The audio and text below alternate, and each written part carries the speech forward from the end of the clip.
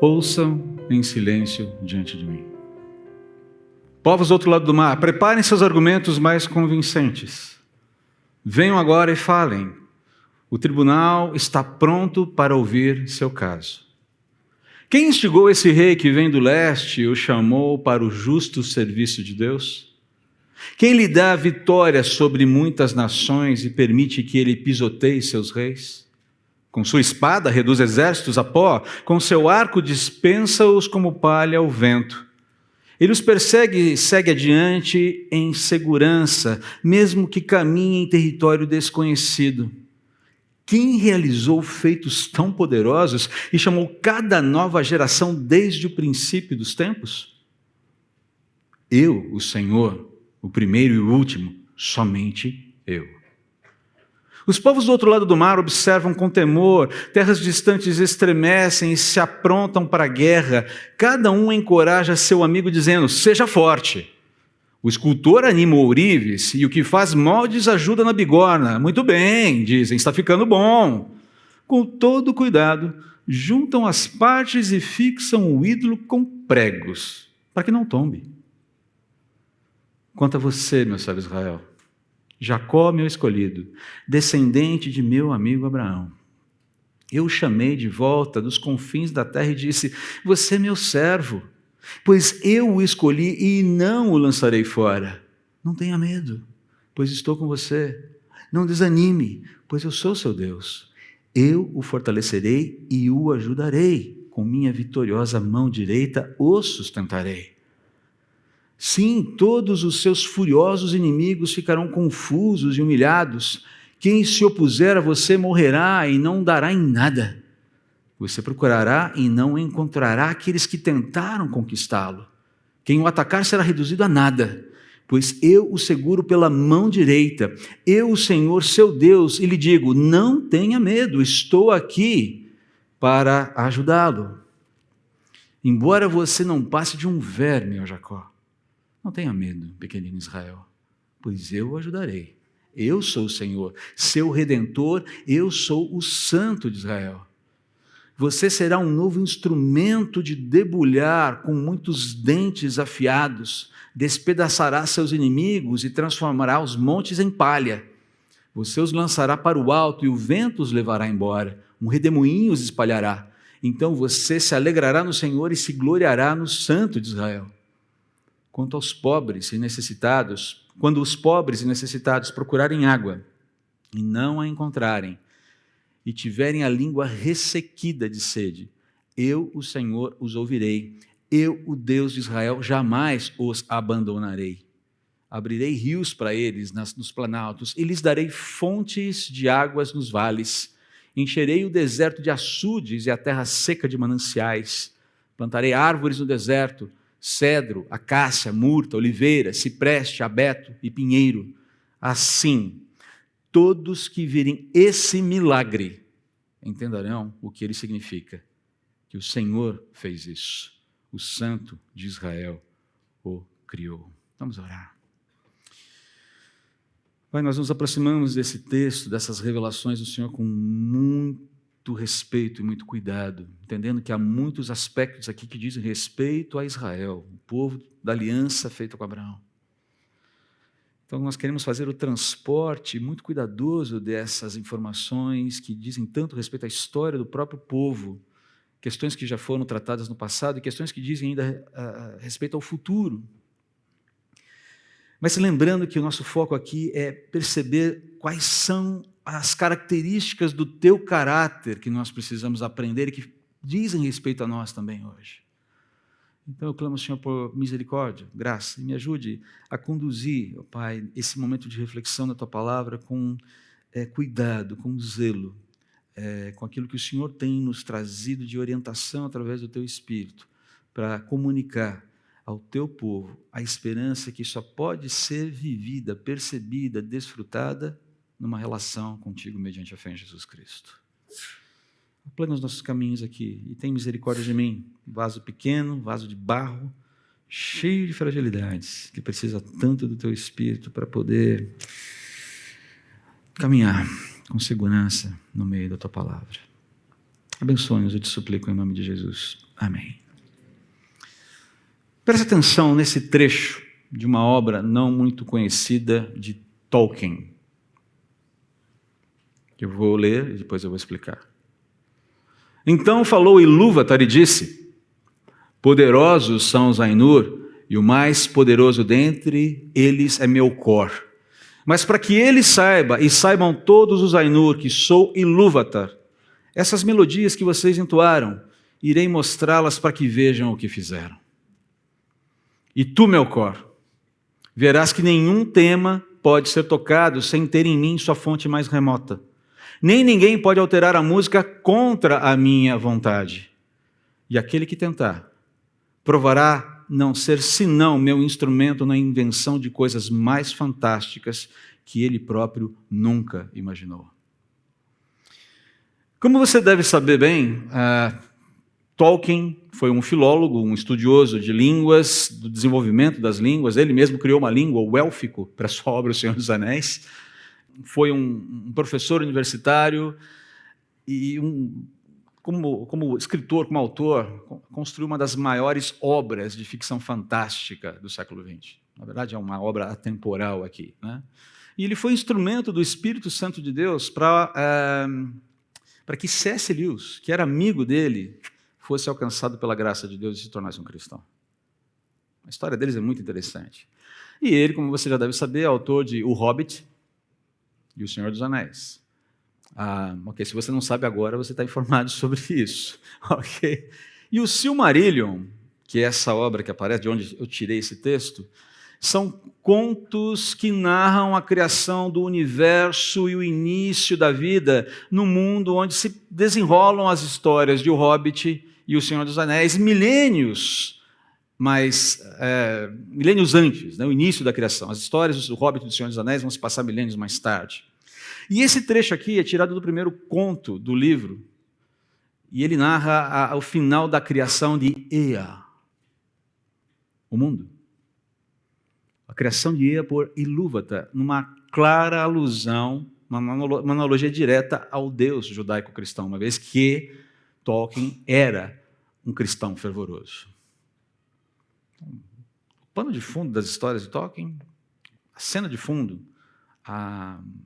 é o cristianismo. Ninguém duvida disso, essa questão já está mais do que tratada e resolvida.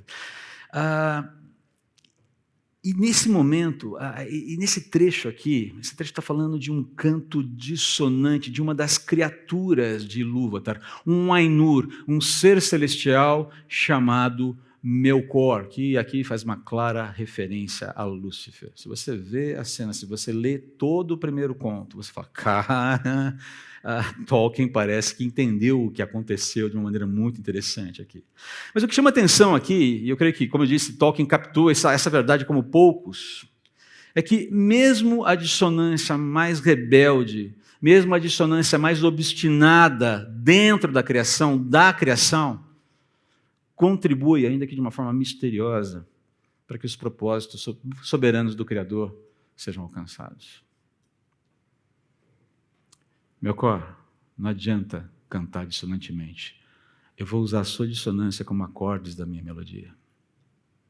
E se você tentar, o que você vai descobrir no futuro é que você, na verdade, é instrumento meu. Melkor acha que a sua dissonância pode vencer Ilúvatar. Você vai ver isso no livro. Vamos lembrar que no final, lá na frente, vai ter guerra, vai ter uma... Mas enfim, né? Mas ele acha que ele vai vencer, a dissonância dele vai vencer.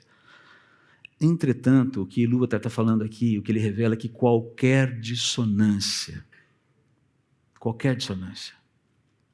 usando aqui uma analogia musical, né? Nada mais é que um acorde já considerado e incorporado em sua imensa sinfonia. Essa é a ideia aqui. A pergunta é muito simples. Quem tem mais poder? Quem tem mais poder? Quem é o regente incontestável? Talvez essa seja a nossa analogia aqui com o texto de hoje, de Isaías 41, 1 a 20. Deus se apresentando como regente incontestável. Regente no sentido de ser rei. Regente no sentido de reger, se você quiser, para ficar mais claro aqui a ideia. Deus continua aqui em Isaías apresentando as suas credenciais. E ele, nesse momento, no início do capítulo 41, ele faz isso de uma maneira muito peculiar e contundente também. Olha só como a coisa começa aqui. Deus organiza um tribunal imaginário. Ele fala de um tribunal aqui. Venham agora e falem. O tribunal está pronto para ouvir seu caso. Ele se apresenta diante das nações, ele se apresenta diante do seu próprio povo, o povo hebreu, os descendentes de Abraão, e diz: ok, vamos reunir todo mundo. Vocês já passaram por um processo de renovação, aqueles que confiam no Senhor renovarão suas forças. Eu dei forças para que vocês se apresentassem diante de mim. Venham apresentar agora a sua causa. Eu vou começar a apresentar nas minhas credenciais. É uma questão da gente disputar aqui os argumentos para ver qual deles prevalece. Basicamente é essa a ideia aqui. Então o que Deus faz aqui é convocar o seu povo, os hebreus, o povo com quem ele tinha uma aliança através de Abraão, e as nações da além-mar, da além do Mediterrâneo ali, de uma forma simbólica aqui, para discernir a verdade sobre quem controla a história e, consequentemente, todo e qualquer movimento político dentro da história. Seriam as nações? Ou seria Deus? Quem vai vencer esse embate? Que os dois lados apresentem seus argumentos. Essa é a conversa aqui. Deus chama o pessoal, ok, reúnam seus melhores argumentos, reúnam suas melhores justificativas, vamos conversar. E Deus começa, Ele inicia. E as perguntas que Ele faz são muito interessantes, porque Deus está usando fatos ali que são observáveis para a realidade humana. E ele começa, quem instigou, e a ideia de instigar aqui, quem despertou esse rei que vem do leste e o chamou para o justo serviço de Deus? Quem dá a vitória a esse rei sobre as nações, sobre os seus reis, sobre os seus exércitos? Isaías não menciona quem é esse rei, ele não fala quem é, a gente não consegue descobrir pelo texto quem é, embora fosse um fato identificável naquele contexto. As pessoas olhavam para isso e falavam, ok, a gente sabe de quem se trata, a quem ele se refere aqui, a quem Deus está se referindo. Mas o que importa entender aqui é que as ações desse rei vitorioso, implacável, são patrocinadas por Deus com um propósito: ministrar juízo e justiça de Deus sobre os povos que foram vencidos. Isso é um fato. O texto está falando isso. Deus está usando esse rei, que nós não sabemos quem é. Ele levanta, ele o desperta e ele o traz. E ninguém consegue resisti-lo. Ele é instrumento de justiça e juízo de Deus na terra. E Deus continua. Quem realizou feitos tão poderosos, geração após geração, desde que a história começou? Então perceba, Deus não está falando só de uma situação pontual na história. Ele amplia o argumento. Não só isso, não se trata apenas de uma intervenção agora, mas quem fez isso geração após geração, desde que a história começou? E a resposta também é imediata e clara. Eu, o Senhor, o primeiro e último. Já ouviu isso em algum outro lugar? Tem algum outro termo que você se lembra que refere-se a isso? Lembra da música? Alfa, Ômega, Cristo. Eu, Senhor, o primeiro e último, somente eu. O que Deus está fazendo aqui é uma conexão imediata. Na verdade, existe uma conexão imediata, que é o que Jesus afirma sobre ele mesmo no final de Apocalipse, no capítulo 22, versículo 13. Especificamente no trecho ali 12 a 15. Olha só o que diz Apocalipse. Vejam, Jesus falando, eu venho em breve e trago comigo a recompensa para retribuir a cada um de acordo com os seus atos. E eu sou o Alfa e o Ômega, o primeiro e o último, o princípio e o fim. Felizes aqueles que lavam suas vestes. A eles será permitido entrar pelas portas da cidade eterna e comer do fruto da árvore da vida. Está falando da eternidade aqui. Do lado de fora da cidade ficam os cães. Quem são os cães? Os feiticeiros, os sexualmente impuros, os assassinos, os adoradores de ídolos e todos que gostam de praticar a mentira. É interessante que você vê aqui, quando Deus levanta esse rei do leste, ele está simplesmente construindo ele está pegando essa fotografia do que ele está fazendo, dizendo, isso é algo que é extensivo a toda a história, que tem uma culminância, inclusive. Você percebe o que Deus está afirmando aqui, queridos? Reafirmado por Jesus em Apocalipse? Não apenas a realidade criada é obra de Deus. Não é apenas a realidade criada. É Ele quem propõe e inicia a história, é Ele quem encerra, que conduz a história, é Ele quem encerrará a história tal como nós a conhecemos também. Do início ao fim, por mais que a história possua capítulos dramáticos e estranhos para nós, a história foi posta em movimento por Deus, pela palavra dele. A história cumprirá todos os propósitos de Deus e a história chegará ao ponto onde Deus deseja que ela chegue. É basicamente isso que está sendo colocado aqui. Aí alguém pode reagir indignado dizendo, esse Deus é um tirano autoritário. Se isso é isso mesmo, esse Deus é um tirano autoritário. Esse Deus cristão, e começa a desfiar uma série de impropérios sobre ele. Ok, tá bom. Ele é um tirano, tá bom. Então eu quero fazer só uma perguntinha básica para quem tem esse tipo de reação. Quantos tiranos autoritários da história humana você conhece abriram mão do seu poder, da sua glória, para se sacrificar por quem nada merece, movidos apenas por amor e compaixão? Quantos você conhece? Por favor, cita um. Quantos? Nunca caia nessa falácia da indignação contra Deus, de que Ele é um tirano. Porque a indignação contra Deus é o motor da blasfêmia e da idolatria. O nosso Deus, que muita gente acusa de ser tirano, autoritário, é o Deus que abandona temporariamente a sua glória. Se torna homem, se humilha e passa por toda espécie de drama humano, sofre como ninguém sofreu, sem merecer sofrer. E o dia que você tiver a curiosidade, procure a descrição forense sobre os efeitos dos castigos infligidos por Jesus antes de ir para a cruz. E você vai perceber que o sofrimento de Jesus não foi uma coisa corriqueira, romantizada. E que Mel Gibson, no seu filme A Paixão de Cristo, não exagerou nem um pouco. Foi daquilo para pior.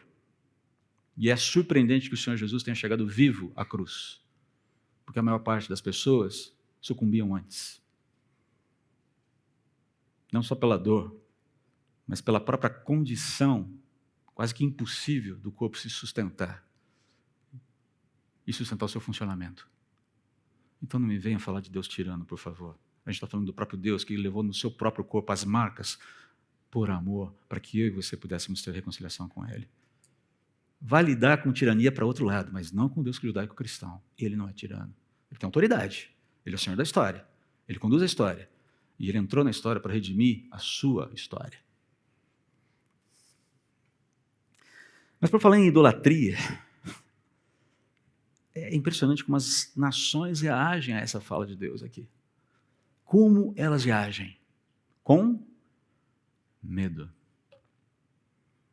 Com medo. Não deveria ser medo, deveria ser reverência, deveria ser arrependimento, deveria ser conscientização, mas não é medo. E por que medo? Porque elas ainda estavam confiando em seus ídolos. Está descrito aqui nos versículos 6 e 7. Elas sentem medo quando deveriam se arrepender. E o que o medo produz? O medo produz tormento. O medo produz incapacidade de discernimento e o medo leva à guerra. 1 João capítulo 4, versículos 18 e 19. No amor não existe medo, antes o perfeito amor lança fora o medo. Ora, o medo produz tormento, logo aquele que teme não é aperfeiçoado no amor. Nós amamos porque Ele nos amou primeiro. João está falando da questão do amor como um elemento comunitário, como um elemento comunal, como um elemento que une os cristãos. Quero voltar a esse ponto em algum momento aqui da mensagem, se Deus nos permitir. Agora, note que as nações fazem exatamente o oposto disso. E como elas tentam controlar o seu medo? Como elas tentam controlar esse desconforto? Com idolatria, criando ídolos, criando deuses falsos.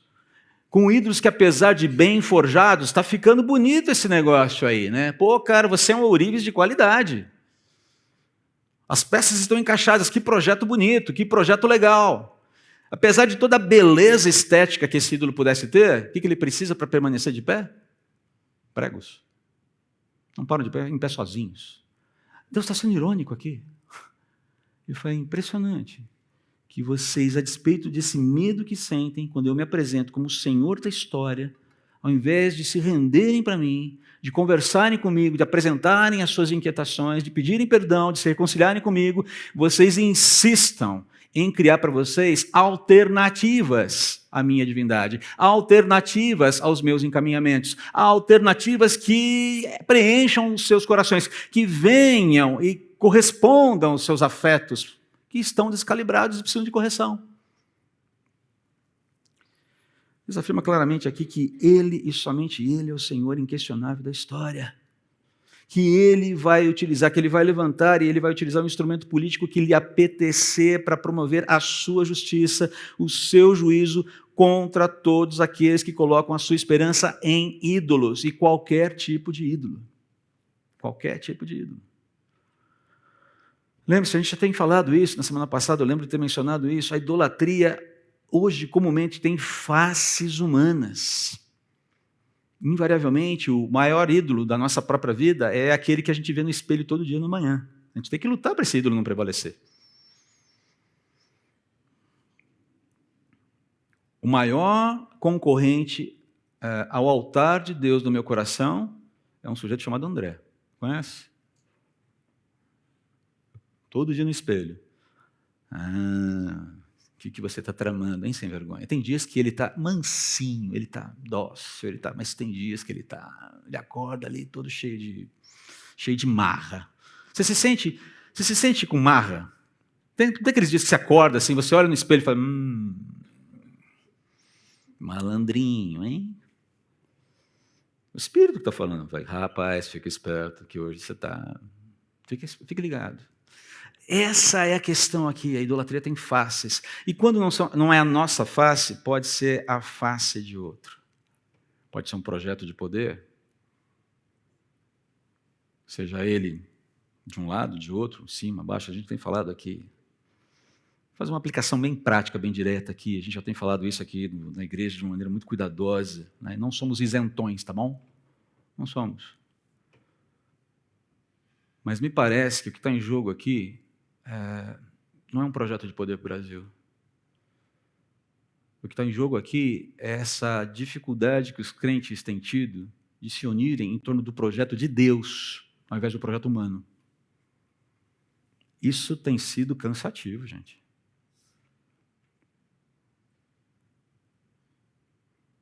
Deus tem um projeto, não tem? E Ele está dizendo, eu sou o Senhor da história.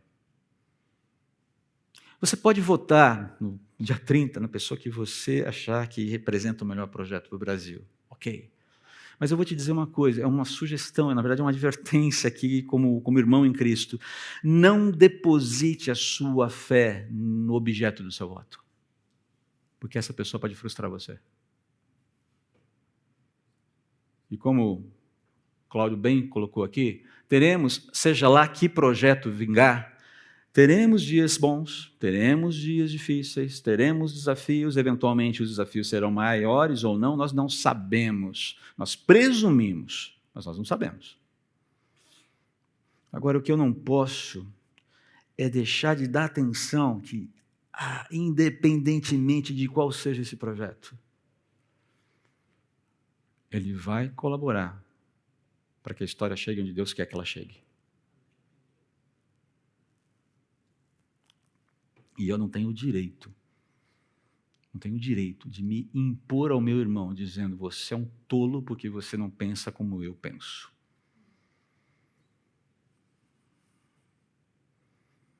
Posso ter as discordâncias que for com a posição contrária à minha. Mas eu preciso olhar para isso e falar, Senhor, talvez eu não esteja vendo. Talvez eu não consiga enxergar. Então, tem misericórdia de mim e me ajuda a me apegar ao teu projeto. ainda que eu não entenda os encaminhamentos que a vida está nos dando aqui.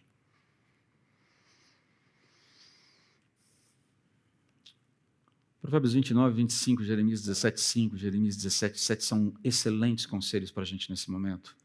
E essa é a parte mais importante, talvez, nesse momento, nessa mensagem, para essa mensagem, devido ao nosso momento e devido aos enfoques que a gente vai dar aqui. Olha só o que o autor de Provérbios fala: quem teme ao homem arma ciladas. O temor de homens é um problema na vida humana, mas o que confia no Senhor está seguro. Onde estamos depositando as nossas confianças? Onde? Em quem? Assim diz o Senhor: maldito o homem que confia no homem, que faz da carne mortal o seu braço e aparta o seu coração do Senhor. Queridos, eu tenho orado, eu estou me preparando para iniciar um jejum, não em prol de um projeto de poder humano para o Brasil, mas em prol de uma reunificação, de uma reorganização do povo de Deus em torno do projeto de Deus para o Brasil. E eu vou dizer para você que se você pensa que o projeto de Deus para o Brasil não vá por aí. Porque eu não conheço esse projeto. Eu quero entendê-lo à medida em que eu caminho. O que eu sei é, Deus deseja assim que nós sejamos um único povo unido debaixo da cruz. E hoje nós não somos. Isso é vergonha para nós. Absoluta vergonha.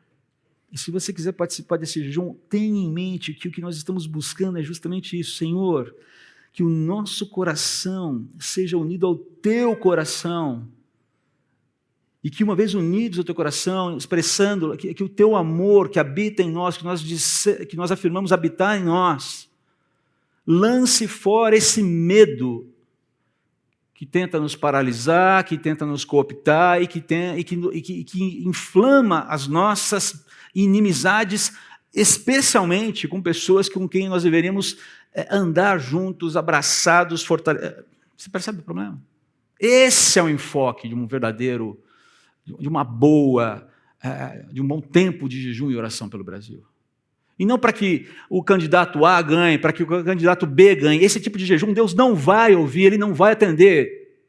Põe isso na sua cabeça. É como você jejuar pedindo para que o Palmeiras seja campeão ou o Flamengo seja campeão. Deus vai olhar e falar, ok, e aí, o que eu faço? Um troféu para cada um?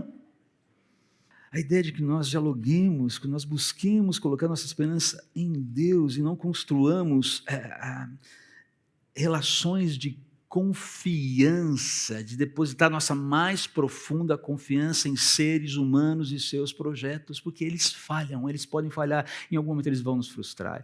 Pode ser 80% lindo, maravilhoso, mas sempre vai ter uma vírgula que vai frustrar a gente, porque a coisa é assim, a coisa caminha dessa forma, é assim que o mundo é. E aqui eu já quero começar a caminhar um pouquinho mais rápido, porque o enfoque realmente que eu queria dar era nos primeiros versículos aqui. Mas olha só, em segundo lugar aqui, Deus, esse grande regente, promete guardar, promete salvar o seu povo. E ainda, novamente, que essas profecias sejam primariamente direcionadas ao povo hebreu, elas revelam disposições de Deus que também podem ser aplicadas à igreja.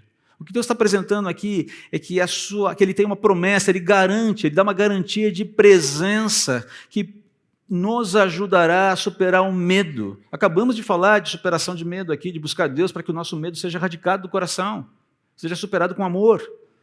Quem faz isso? É o Espírito de Deus, é diante de Deus, é ajoelhados no Senhor, diante do Senhor, é buscando beber a verdade de Deus para entender os encaminhamentos de Deus para a nossa vida. E assim vencemos o desânimo. Deus promete proteção, Ele promete auxílio diante dos inimigos. Isso não significa blindagem. Mas significa, sim, que Ele estará presente e nos dará os direcionamentos, as capacitações necessárias para lidar com essa oposição. É o que Ele fez ali, por exemplo, com Pedro, lá em Atos, tantas vezes acuado, amedrontado, tendo traído o Senhor, de repente aquele sujeito que está anunciando o evangelho com uma ousadia tal, que você, cara, de onde saiu essa coragem? É óbvio, do Espírito Santo de Deus. Você vê esse tipo de presença de Deus infundindo esperança inabalável em Estevão, diante da morte iminente. Eis que vejo o Filho de Deus assentado à direita do Pai. vai morrer. Você vai me dizer que Deus não estava protegendo Estevão nesse momento? Dando a ele confiança para enfrentar a morte.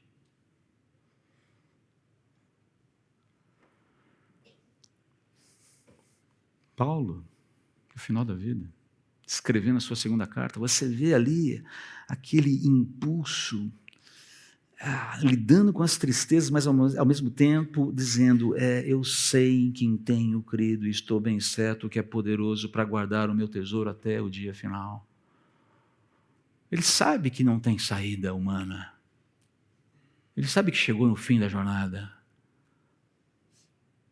Frase de efeito? Marketing eclesiástico? Paulo não precisava disso. Deus nos proverá escapes para situações difíceis, ainda que o escape seja a promoção para casa. Chegou a hora de ir para casa. Vamos? Vamos? 1 Coríntios, capítulo 10, versículo 13. Não vos sobreveio tentação que não fosse humana, mas Deus é fiel e não permitirá que sejais tentados além das vossas forças. Pelo contrário, juntamente com a tentação, vos proverá livramento. E se o livramento for a morte, livramento é. Se o livramento for a perda do trabalho, porque aquele trabalho estava te afastando dos projetos de Deus, dentro da sua soberania, livramento é. Se o livramento for uma situação financeira mais apertada, por razões que só Deus sabe, livramento é. E pode ser aquele livramento que a gente tanto gosta de ver, né? Coisas extraordinárias acontecendo, no final dá tudo certo, no nosso ponto de vista. Uhul! Pode até ser esse tipo de livramento também. Por que não? Agora, esse texto vem seguido de uma admoestação nos versículos 14 e 16, quero caminhar um pouco mais rápido aqui, que apesar de serem endereçadas novamente a Israel, friso aqui, elas servem de alerta para nós, a igreja do Senhor Jesus. E que alerta é esse? Que Deus, e somente Deus, deve ser a esperança de salvação do seu povo. Eu sei, é meio repetitivo, mas é porque o assunto é denso, é sério, e a gente o tempo todo está patinando nele. Perceba que Deus nos vê apesar da nossa insignificância aqui. Somos sempre vistos por Deus apesar disso. E, no entanto, Deus nos vê e nos conhece pelo nome. O que Ele está garantindo aqui? Eu te vejo. Eu te enxergo no meio de tudo isso. E você será socorrido por mim sempre que necessário. A minha presença é garantida. Eu protejo você. E eu cumprirei todos os meus propósitos na sua vida, na sua história, e através da sua vida e da sua história. Os meus propósitos serão cumpridos. Eu já falei, já dei esse exemplo aqui uma vez, e para mim, eu sempre me lembro desse exemplo, me desculpe ser repetitivo aqui, mas é que isso, para mim, ilustra muito bem isso. Eu lembro que a oração da minha mãe, antes de falecer, aos 38 anos de idade, era assim, me dê mais tempo para terminar de cuidar, de criar os meus filhos. Ela orava isso constantemente. A perspectiva de quem vê a vida se findando muda. A prioridade dela era essa, a pauta de vida dela era essa. Me dê mais tempo para cuidar dos meus filhos. E quem é mãe aqui sabe o que isso significa. Você daria tudo para cuidar da sua prole, não é verdade? E Deus disse, não. Muitos anos depois, quando meu último irmão se reconciliou com Deus, ele foi procurado, ele frequentava ainda a mesma denominação na igreja que minha mãe frequentava, quando era viva. Uma senhora chegou para ele e falou, Flávio, você é o Flávio Gavo, uma igreja grande. Ela falou, sim, você é o filho da Lúcia. 20 anos depois da morte da minha mãe. Eu falei, a senhora conheceu a minha mãe? Sim, eu era amiga dela. Como é que estão o André, a Luciano e o Daniel? A senhora conhece os meus irmãos? Eu falei, não, eu só sei que vocês existem. Como estão, seus filhos? Todos vocês andando com Jesus? Todos vocês firmes com Deus? Eu falei, todos. Eu fui o último a me reconciliar com Deus. E contou um pouco da história. Essa mulher vira para ele e fala, então eu posso dar como cumprida a minha missão. Ele olhou assim, como assim? Foi quando sua mãe morreu. Eu conversei com Deus e disse, Senhor, O Senhor tem 4 crianças órfãs que te pertencem. Eu não posso fazer nada por elas além de orar. Mas eu vou interceder até saber que todas elas estão firmes com o Senhor. Cuida dos teus órfãos.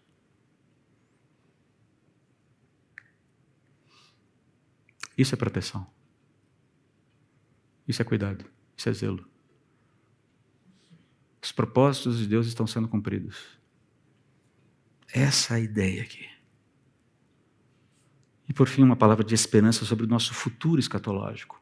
Talvez estejamos vivos para ver isso. Talvez tenhamos que ser ressuscitados para ver isso. Eu não sei como vai ser. Esse texto aqui está muito localizado naquela árvore com aquele riozinho ali, depois do retorno do rei. Isaías 41, 17 e 20 está localizado ali, naquele futuro escatológico. Okay? E olha que beleza esse texto. Quando os pobres e necessitados procurarem água e não a encontrarem, e tiverem a língua ressequida de sede, eu, o Senhor, os ouvirei. Eu, o Deus de Israel, jamais os abandonarei.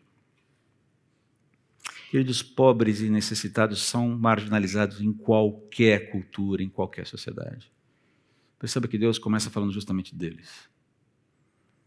Que Deus vê o pobre, que Deus vê o necessitado. Responsabilidade minha, responsabilidade sua como cidadão do reino de Deus. Antes de sermos cidadãos do Brasil. Eu não tenho o direito de terceirizar para o Estado a responsabilidade que é minha diante de Deus.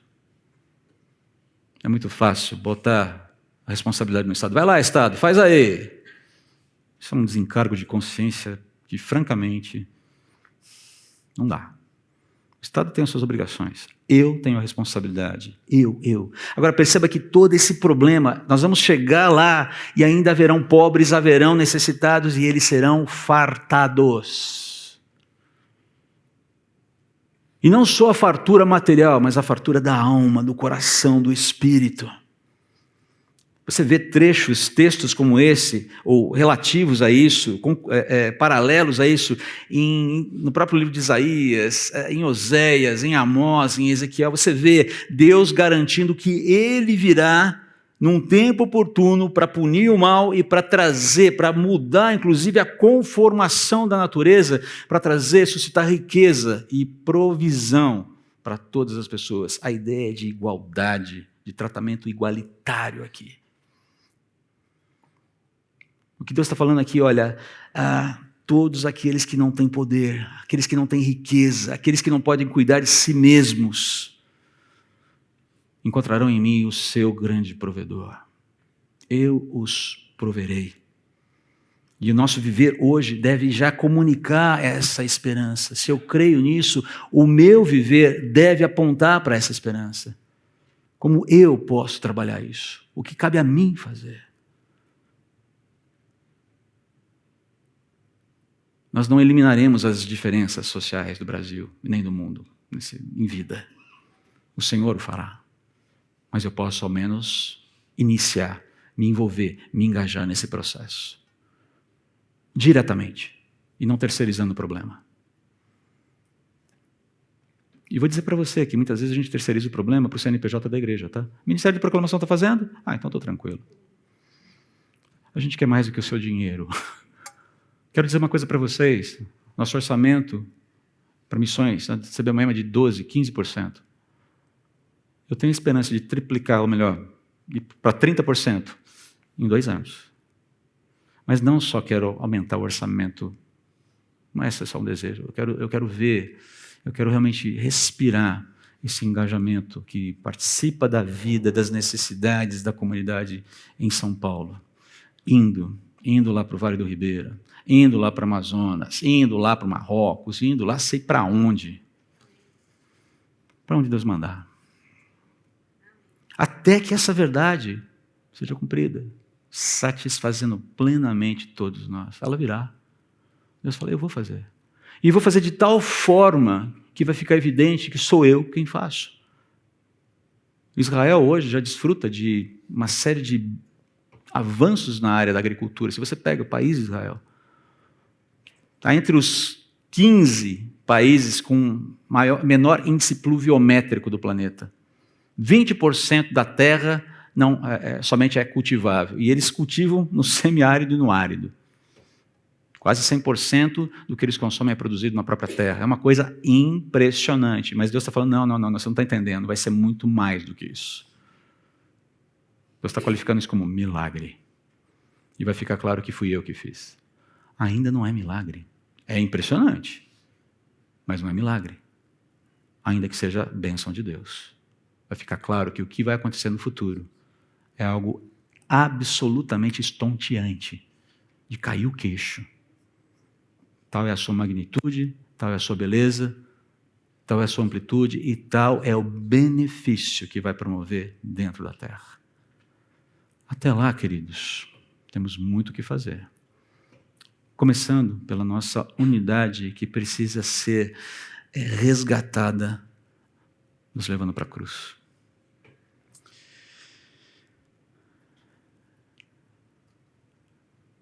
Para finalizar aqui. Leve com você. Se você esquecer tudo que eu falei, pelo menos lembre-se disso aqui. E considere isso aqui à luz do texto que nós vemos hoje. Deus é o Senhor e Redentor da história. Ele soberanamente rege a história e todos os fatos da realidade espiritual e humana, por mais estranhos nos pareçam.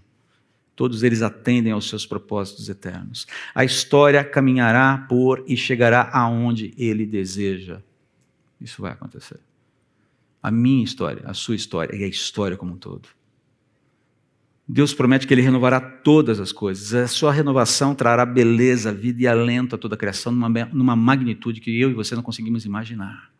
E até lá precisamos fazer aquilo que nos cabe fazer. Como um indício, como uma pequena amostragem da beleza que Deus trará para esse mundo. E, por fim, nada se compara a Deus. Nada. Ninguém. Nenhum outro poder, seja ele sobrenatural, seja ele humano, qualquer recurso humano, pode se comparar à sua glória. Então, certamente faz sentido a gente confiar nele para hoje e para o futuro. Independentemente do resultado das urnas no próximo dia 30. Faz sentido isso? Vamos orar. Senhor, una-nos, por favor, em torno do Teu projeto. Tão claramente exposto nas Escrituras, que é redimir os pecadores, que é salvar as pessoas e que é trazer alento, sim, com esse amor que nos constrange, que nos faz ir na direção daqueles que precisam de ajuda. Não apenas para dar o pão que muitas vezes é necessário e precisa ser dado, mas para ajudar as pessoas a buscarem o seu próprio pão.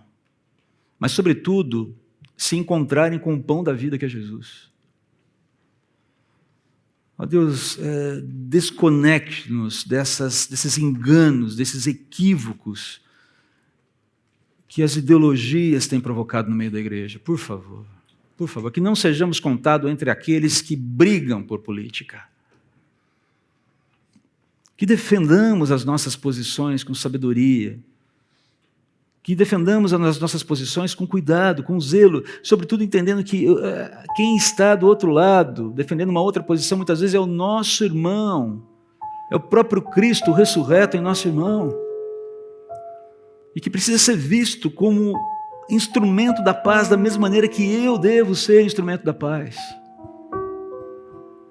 Por favor, perdoe-nos por tanta tolice. Nós somos tolos. Temos sido tolos. Eu clamo o teu perdão, por favor. Como nação temos sido tolos. Como cristãos temos sido tolos. Temos envergonhado o teu nome. Oh, por favor, Deus. Que o teu Espírito venha promover unidade no nosso meio. Parando as arestas, removendo todas essa sujeira que adentrou a igreja. A igreja nunca, jamais deverá andar de braços dados com o poder humano. Jamais. Nós devemos apoiá-lo enquanto ele fizer aquilo que é correto, mas sem dar os braços para ele. E devemos acusá-lo quando ele fizer o que é incorreto, sem jamais aviltá-lo, porque é a autoridade colocada pelo Senhor para a construção da história. Por favor, ajude-nos a entender isso e a viver isso. A começar em mim. Quebra os nossos corações nesse sentido. E trata o nosso cansaço com toda essa profusão de brigas e discussões tão desnecessárias. Suscita o teu povo, por favor. Seja visto no meio do teu povo. Que ao olharem para nós, não importa quem olhe, vejam o Senhor e somente o Senhor. Engaje-nos no teu projeto. E faz-nos entender que o teu projeto é muito mais amplo, muito melhor e muito mais duradouro do que qualquer projeto de poder humano. Em nome de Jesus. Amém.